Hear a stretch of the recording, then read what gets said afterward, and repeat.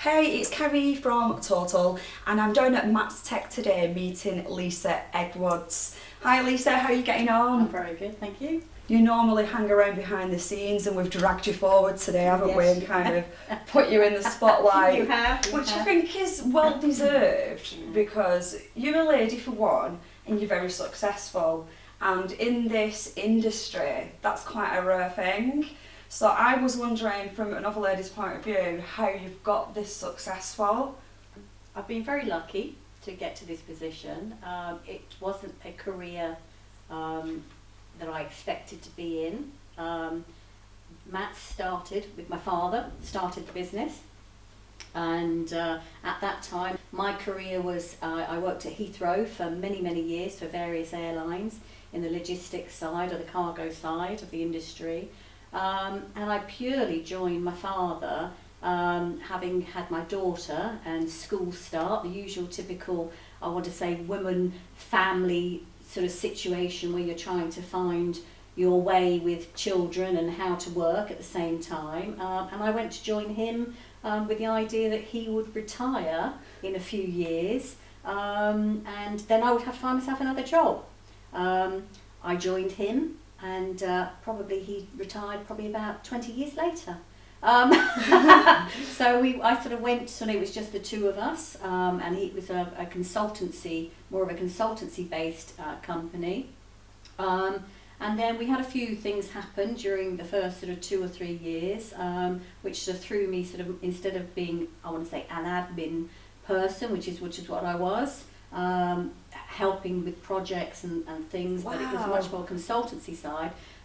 We then were very fortunate and we won 2 big projects alongside a sister company, DMEC, who we used to work very closely with, and it sort of kicked off from there, and we were able to sort of, suddenly I was sort of thrust into procurement, working with 2 of the engineers who are still here today, with my guys, and that was the start really, and then suddenly, I suppose back in 2012-13, we won some large projects for through the Petrobras new tendering side of things with the new vessels.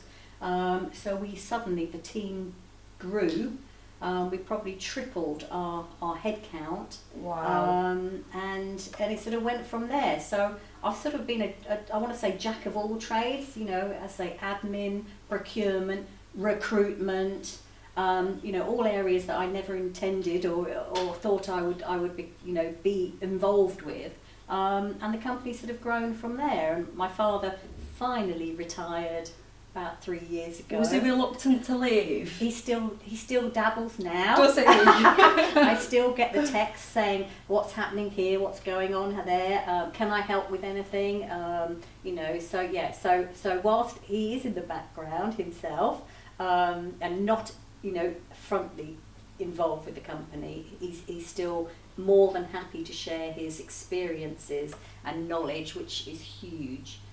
To not only to me but to the rest of the team as well. That's good, isn't it? That you've got someone in the background that can do it with the experience that he's got. And it's nice to have someone that I can actually go and talk to who understands, and tell them everything. The business. Yeah. And I can just go, look, I'm thinking this, is that right? Or how can I manage that? Or do you know this person? Have you got a contact from that company that I don't know yet?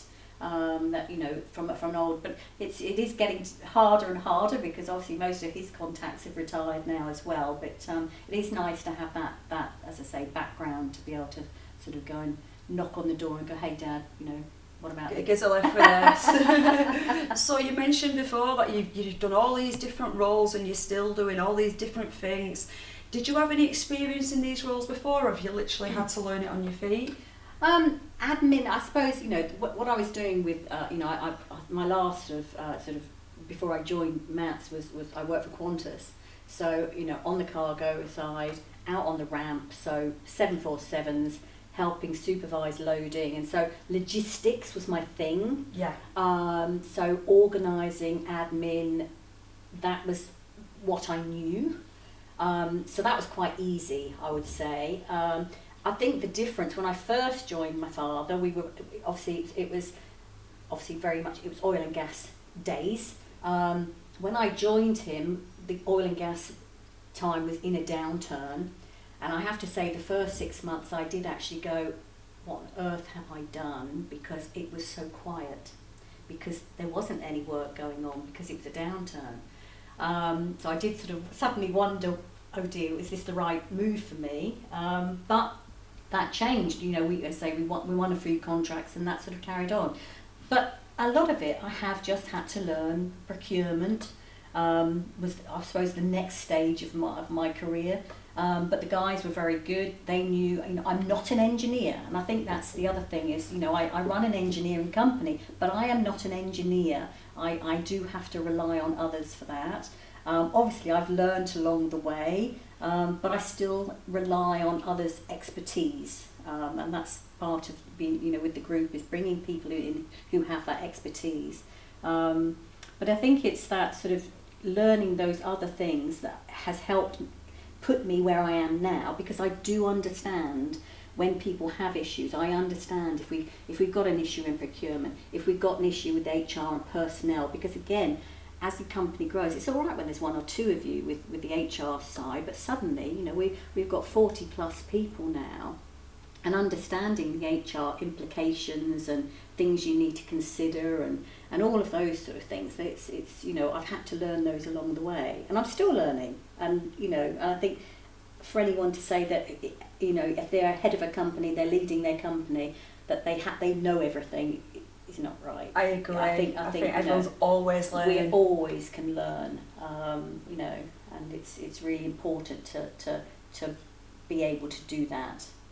No, Max Tech I've been running for, is it 30 years, isn't it, in total? Yes, so my father started as Maritime Audit and Technical Services, and then we became MAATs Tech back in 2000. What does MAATs stand for, or does it not? Maritime Audit and Technical Services was its original name, so we just again became, just shortened to MAATs over just time. Came to MAATs. And everyone knows us as MAATs, so we just keep it like that. Yeah. And I'm wondering if this is going to be a difficult question. Have you had any challenges along the way that you can pinpoint and say, oh, well, this was a real big challenge for myself, and this is how I dealt with it?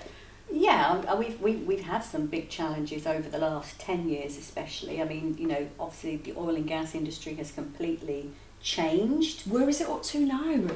I think it's coming, it's back. I want to say, you know, it's been down for a long time, Yeah. and I think it's coming back up. I want to say it's the usual, you tend to sort of, you come out of the downturn, lots of conversions and thinking about new ways, field development, and you know, investment in that.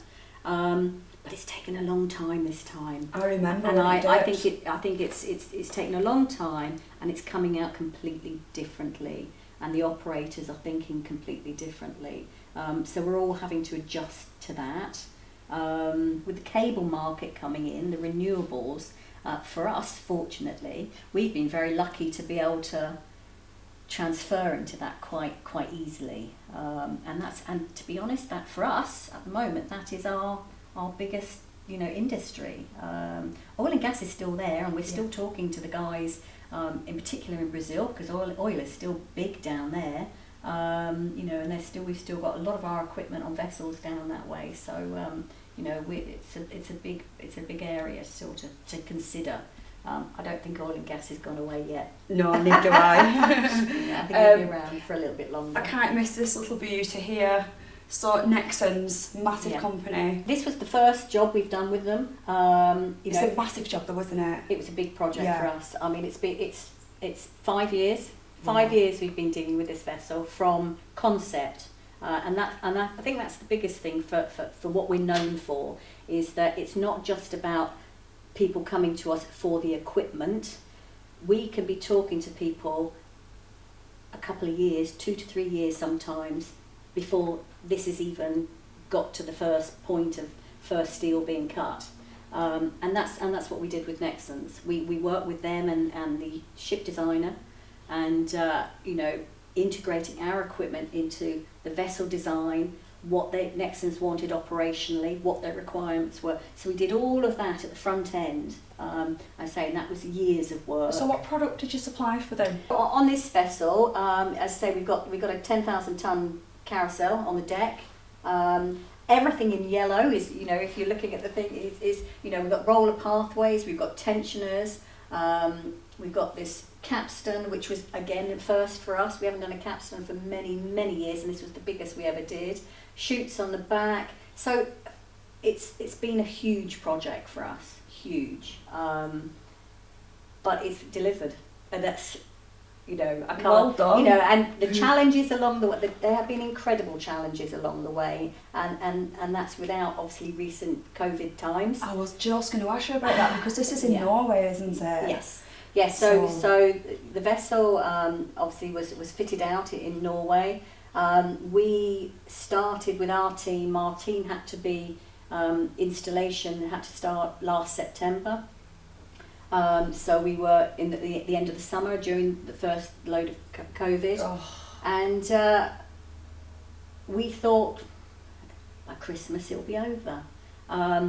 We needed to try and work out how we were going to get the teams in. We had to, obviously flights had been reduced, limited flights. Everyone had to do 10 days quarantine in an approved hotel. We had to do testing before the guys went, testing when they landed, testing I think day 3 and day 8 before they would even be allowed into the shipyard. And then even once they were in the shipyard, absolutely strict requirements in the shipyard, because the last thing they needed was an outbreak within the shipyard. And and it's not just our team. I mean, I say at the height of it, I think we had 20 people, but you had all the other workers coming in on this vessel from all, from Poland and other places that, all coming in and out. So the shipyard were very good in managing and controlling it, but the cost just to enable our team to finish this project has been a huge dent in our cash flow. Is that purely down to COVID? So you've had a massive impact then, haven't you, of COVID? Huge impact. But you've survived. But we have survived, and as I say, when I look back and I sort of think, when we were planning it back in September, and as I said to you, we thought it would be over by December. We put worst case scenario of the cost all the way through to when the vessel was going to be delivered, and never would we have dreamt that we would have still been going through that. And even now, my team are literally finishing today with the final punch list items and coming home tomorrow. But again, that's still within the COVID requirements with quarantine and things. Did you manage to get all the flights, etc., direct, or have they got a... Oh, yeah, I mean, I can't tell you, I mean, I think admin-wise, and that's another thing, again, the cost that you don't expect. I mean, I had normally one person would deal with the admin for flights and organising the hotels. I had 3 of the girls working on it because it was just a juggling act, trying to work out, and because obviously the regulations changed as quick as you blink an eye, it was sort of, and it wasn't just the UK requirements, we were having to look at the Norwegian requirements, as well as if any of the flights went via the Netherlands. Schiphol was a huge place which we would normally use, but we couldn't use it because it was classed as a red country for the guys if they come back. So yeah, it's been... It sounds stressful. Yeah, and it's been a huge challenge, but I have to say the team have just risen to the occasion. That's They've been good. brilliant, just brilliant. And as I say, and to see the vessel, delivered. As I say, the vessel isn't at the shipyard anymore. It's out and about, and it's fantastic. Oh, that's amazing. And it's difficult when you're doing any project. It's during the project, you have all sorts of challenges, and it's just trying to keep reminding yourself that actually, we've got this. All of us, whatever company, owner included, we're all got the same goal. We all want the same delivery, but to actually get it there.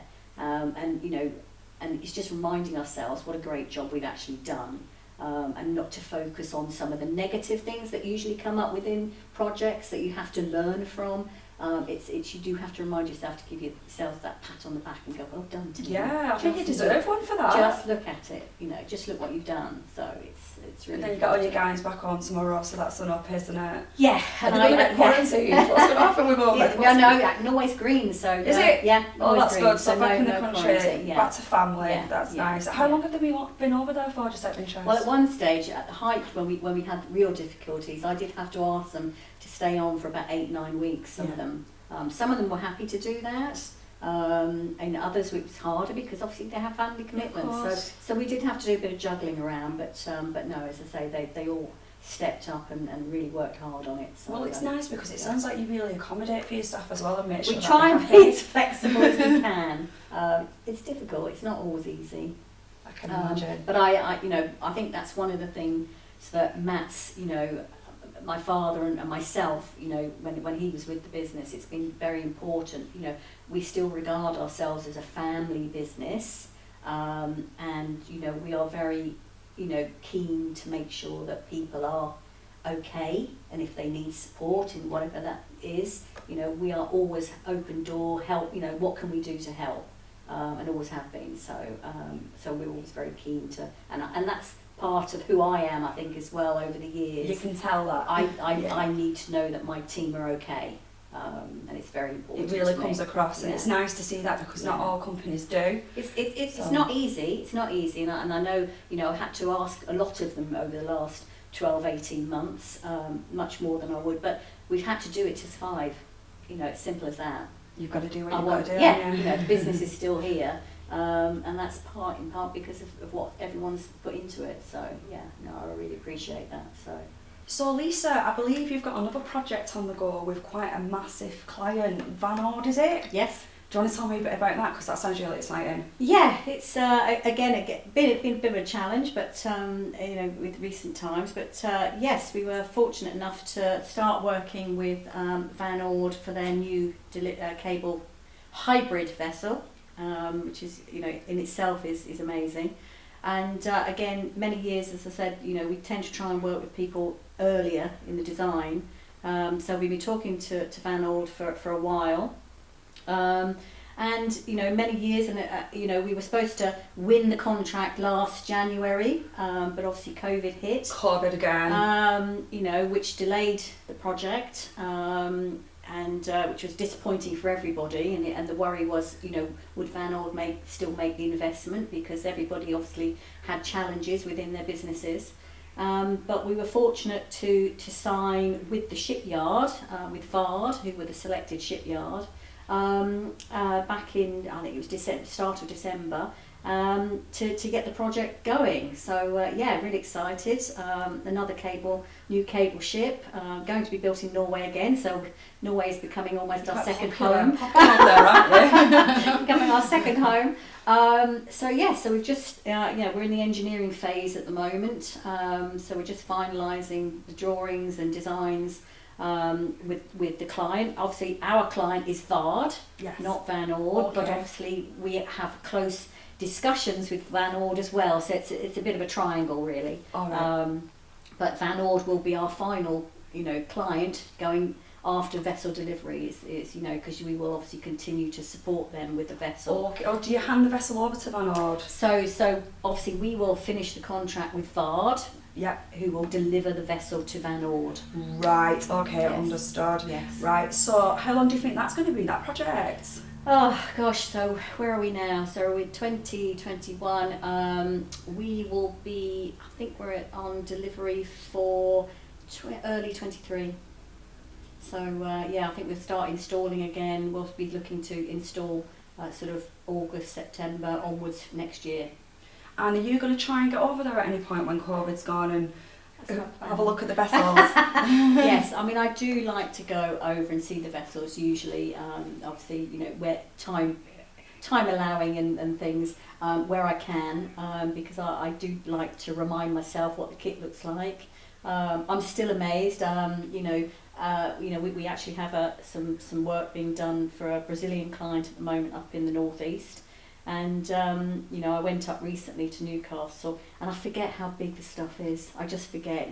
You see it on drawings and and of course suddenly you see it in its, you know, full manufactured state, and you just go, gosh, that is huge. But of course then you remind yourself that it goes onto a ship, and quite often it's just swallowed up by the size of the vessel. So, but no, I still get very excited when I see the kit. It's just, you know, and to see what we're able to deliver is great. That's but good. no, the VAR job for us and with Van Ord is fantastic. And it, you know, from a business perspective, it's you know, provided work for us for the next few years.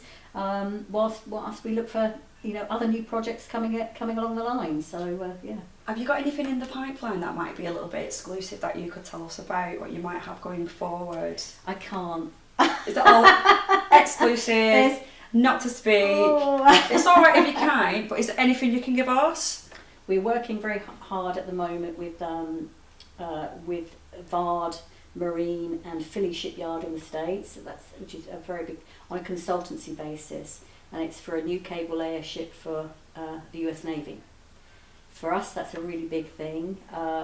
It's still very early days, and we hope that, you know, that will come to fruition in however long it takes for these things to go through, because obviously, you know, it's defence budget type money to be spent, and doesn't matter which country you're in, it takes time for these things to go through. So we would like to hope that we will be involved with that when that comes to Sounds becomes like a good a one, proper that. I'll cross project. my fingers. And also for us, we look at that as a way into the US market.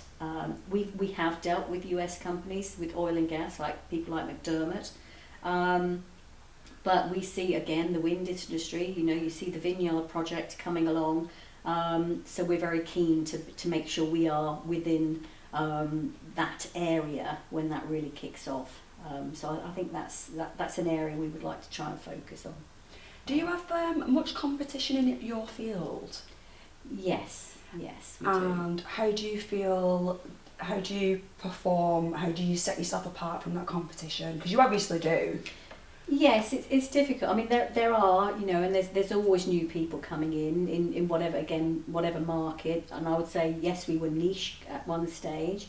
I think the market's changed, and more people are broadening their capacities.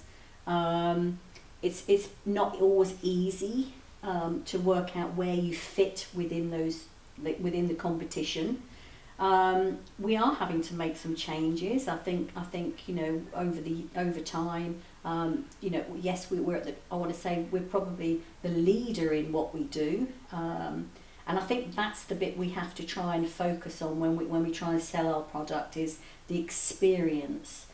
We have many years, many vessels experience with all these operators, especially now in the cable market. We have, you know, 3 or 4 major sort of cable operators now, who all operate in slightly different ways, but we have that experience with all of those people now. We get a much better understanding, and the team are really developing that knowledge and using that experience to help get over the challenges the operators have. But it's not easy. Competition, pricing, steel is unbelievable at the moment, which makes it very difficult when you're trying to do your quotes. You know, steel in particular at the moment. You know, even with our own suppliers, you know, we're being given 24 hours for that validity on cost, because raw materials are at such great demand at the moment. So it makes it difficult to try and put it across to when you're trying to sell and sell your product. Oh, I can imagine all these things that you've got to take into account, and you wouldn't really think, would you? So is there anything else that you might want to touch on that I've maybe not touched on, that you guys are kind of doing at the minute, or what you've done? Yeah, I suppose you know, I think for us, you know, over the years, we've become known as a company that provides equipment to the various vessel owners. And I want to say we've sort of come away from the original roots of where we're engineering company. People forget we are an engineering company. We can do engineering packages. We've broadened our scope with regards to the type of engineering. We have FE, finite element analysis team, who not only do analysis for our kit, but they're a consultancy in their own right from the point of view of they do work for the aviation business, medical, mining. They've been working very hard with an Australian mining company for designing roof structures for the mines, and that's been fantastic. And it's just different. It's just different to the industry we work in usually on a day-to-day basis. So that's been quite good. They've been looking at setting up training, so that's a big thing. That's something new for us to offer. So we're focusing on how we can do that and how we can market it. So that's just at the start. And I suppose the other area we've started to do, again, over the years, we have 50 plus carousels out there over the many years that we've been building them, and it's always been very much a sort of, here's your spares kit and watch the vessel sail off into the sunset. Yeah. But we're developing and have been over the last few years, service and support, and offering more of that so that we can help the vessel owners, when they are starting to mobilise, what kind of spares can we offer. So we have literally in the last 2 months taken off a facility up in Durham, where we're storing spares, where we can turn around spares and do small assemblies. We have some test rigs up there. We're testing some of the products, especially with the tensioners. We're testing track pads to see how they react over time,